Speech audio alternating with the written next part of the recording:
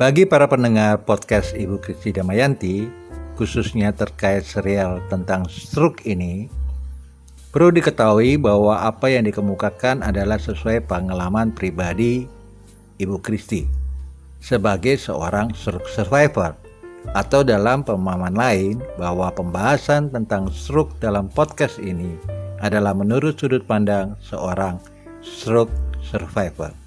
Selamat mendengarkan. Bahkan makan sendiri pun aku tidak sanggup, seperti bayi saja. Ingat kan cara makan anak kecil? Kalau bayi, mereka bisa disuapi oleh mamanya atau susternya. Jika mereka sudah bisa duduk sendiri, biasanya mereka didudukkan di meja kursi khusus untuk bayi dan ditemani oleh mamanya atau susternya. Kadang bayi-bayi tersebut dipegangkan sendoknya dan sering mereka berusaha mengambil makanannya sendiri, tetapi bukan berusaha untuk dimasukkan ke dalam mulutnya, tapi sendok dan makanan tersebut dibuat mainan. Atau setelah mereka mulai lebih besar, orang tua atau susternya pasti mengajarkan mereka mandiri. Salah satunya mengajarkan mereka makan sendiri. Caranya sama dengan waktu masih bayi, dan semakin besar mereka semakin mengerti bahwa makanan itu untuk dimakan, bukan untuk dimainkan.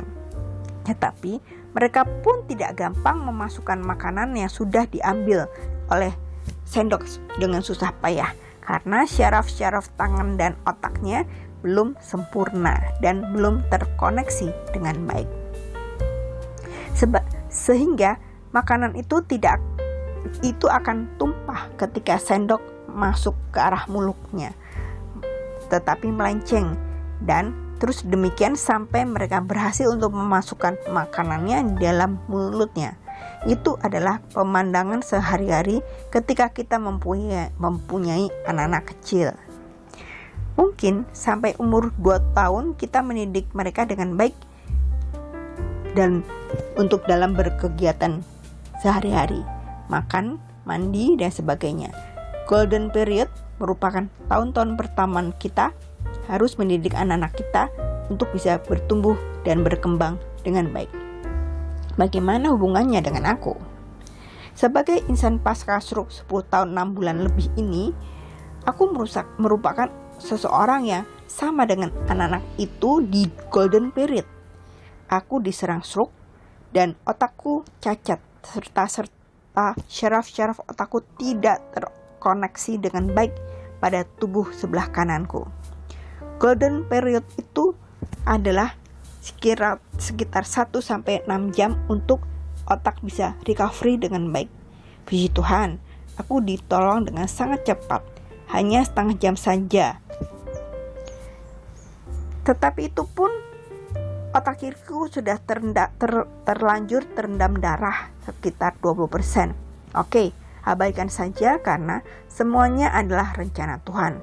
Jika sembuh, aku sangat bahagia. Tetapi jika tidak pun seperti ini, aku juga sangat bersyukur. Yang aku ingin ceritakan dan berhubungan dengan keadaanku adalah bagaimana saya belajar makan. Ketika setelah 4 hari aku berada di ICU di sebuah rumah sakit di San Francisco, Amerika, tahun 2010 lalu, aku sudah diperbolehkan pindah ke ruangan perawatan. Dalam waktu 4 hari sebelumnya, semua cairan dan makanan yang harus masuk ke tubuhku dikirim melalui infus. Tapi ketika saluran infus itu dilepas, berarti aku harus bisa belajar minum dan makan sendiri. Bagaimana dengan terapi makanku sebagai insan pasca stroke yang baru terserang stroke sebelumnya? Seperti seorang anak-anak kecil yang baru belajar makan, yang selalu berantakan dan memakai celemek besar karena semua baju dan meja bahkan lantai akan kotor berantakan. Coba bayangkan saja kita menyuap makanan memakai sendok tangan kiri ya. Tapi jika sehat, tangan kiri hanya menyesuaikan saja dengan seperti tangan kanan. Tetapi jika aku dengan otak kiri kakiku yang cacat serta tubuhku yang lumpuh, mengambil makanan dengan sendok tangan kiri itu tidak mudah untuk memasukkan makanan ke dalam mulutku. Begini ceritanya. Tangan kiriku berusaha memasukkan makanan ke sendokku. Tidak gampang dengan kondisi otakku yang memang sudah cacat. Makanya aku selalu meminta mangkok agak besar, walaupun hanya makan nasi dan lauk tempe. Karena dengan mangkok itu aku bisa berusaha memasukkan makanan itu ke dalam sendok dengan penahan dinding dan tinggi mangkoknya. Sehingga tangan kiriku mulai mencoba masukkan makanan itu ke dalam sendok ke mulutku. Tidak gampang, sungguh tidak gampang. Waktu itu 10 tahun 6 bulan lalu, tangan kiriku terus gamang bergetar dan tangan kananku benar-benar tidak mampu bergerak. Akibatnya, tangan kiriku yang terus bergetar karena berusaha memasukkan makanan di sendok ke mulutku semakin gamang, dan perintah otakku yang memang sedang bermasalah, walaupun tangan kiri mendapat perintah dari otak kanan yang tidak bermasalah, tetap saja agak susah untuk memasukkan makanan ke dalam mulutku. Sendok itu hampir sampai ke mulutku ketika tiba-tiba sendok tadi tidak masuk ke mulutku, menabrak bibirku yang lambat terbuka. Setelah itu, dengan otakku yang memang sudah masih basah darah karena darah, tangan kiriku tidak mampu menghindar sehingga sendok beserta makanannya tumpah. Itu berkali-kali selama terapi makan, berbulan-bulan selama 10 tahun 6 bulan lalu. Aku belajar hidup dan bergunung-gunung kekecewaan karena merasa seperti seorang anak bayi, walaupun sama sekali tidak menyurutkan aku untuk menyerah.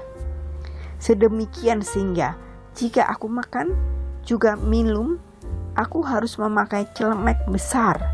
Makanan atau minuman bisa keluar dari mulutku dan tubuhku benar-benar lumpuh setengah tubuh sebelah kanan.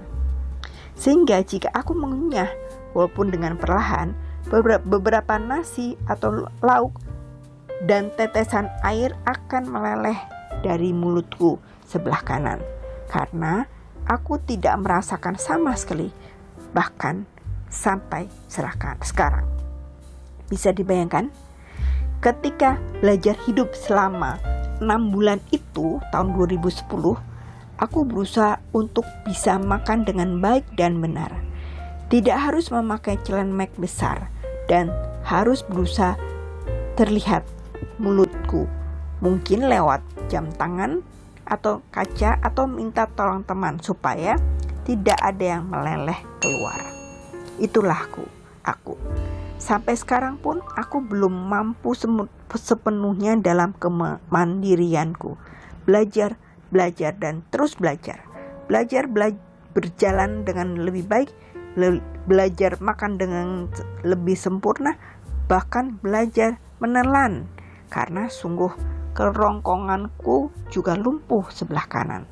Dan aku sekarang memang makannya sedikit sehingga aku karena susah untuk menelan. Bahkan aku tidak atau susah menelan sayur yang keras atau panjang dan susah untuk dipotong. Karena jika aku nekat menelannya, aku bisa menarik lagi keluar sayur dari kerongkonganku karena tidak bisa tertelan. Bisa dibayangkan kan?